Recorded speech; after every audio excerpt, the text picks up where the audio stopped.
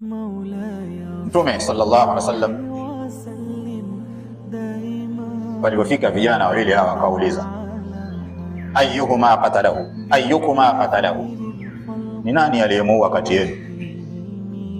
Ni nani ambaye amemuua Abu Jahl kati yenu nyinyi watu wawili? Faqala kullun wahidin minhuma ana qataltuhu, kila mmoja baada akasema mimi ya Rasulullah. Mtume alipouliza aliyemuua Abu Jahl nani, kila mmoja akasema ana ya Rasulullah, na muamini ya Rasulullah. Mwingine akasema nimemuua mimi. Kila mmoja atakauli ufahari na kujifakhirisha kwamba nikitekeleza kitendo kile cha kumuua aduullahi Abu Jahl, mimi ya Rasulullah. Yule mwingine akasema mimi ya Rasulullah wassalam. Akauliza hal masahtuma sayfakuma, je, baada ya kitendo hicho hizo panga zenu mmezifuta, mmezipangusa panga zenu, mmezitoa damu ambayo ndio mmemulia?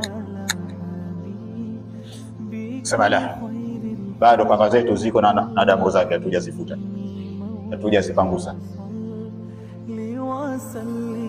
Fanadhara Rasulullah sallallahu alaihi wasallam ila sayfaini, Mtume akaziangalia zile panga mbili za wale vijana wawili, akazipata zote ziko na damu, zote zina damu. Mtume akasema kilakuma qatalahu, nyote mmemuua, nyote mmeshiriki katika kumuua Abu Jahl, si wewe wala si nyote mmeshiriki, kwa sababu panga zenu zote ziko na damu.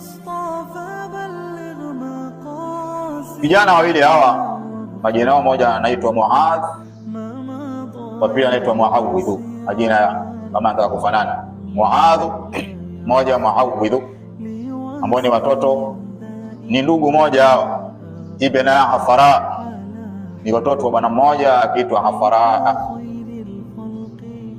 watoto wa bwana mmoja, ndugu moja hao, Muadh na Muawidh, jana wa Kiansar, ndio ambao alimuua nani? Abu Jahl, pamoja na ubabe wake wote Abu Jahl na jeuri zake zote alizokuwa nazo Abu Jahl na ufidhuli wake, lakini alikujolewa na vijana wawili, alikujolewa na vijana wawili katika vita vya Badr.